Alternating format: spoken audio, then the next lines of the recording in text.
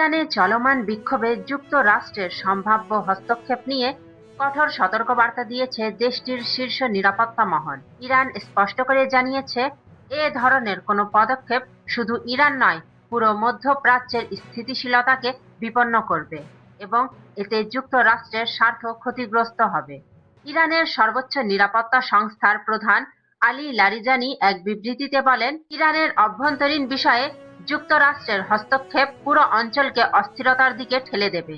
তিনি মার্কিন president Donald ট্রাম্পকে উদ্দেশ্য করে বলেন, এ ধরনের সিদ্ধান্তের পরিণতি আমেরিকার জন্য গুরুতর হবে।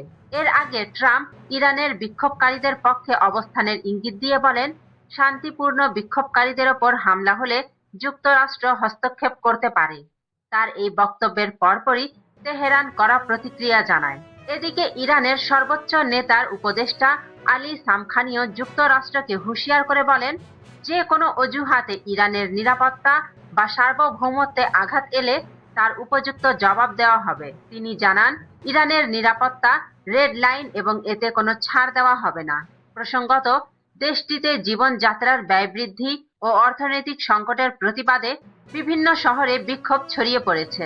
এসব বিক্ষোভ ঘিরে সংঘর্ষ ও হতাহতের ঘটনায় পরিস্থিতি আরো উত্তপ্ত হয়ে উঠেছে, যার মধ্যেই যুক্তরাষ্ট্র ও ইরানের মধ্যে নতুন করে উত্তেজনা বাড়ছে।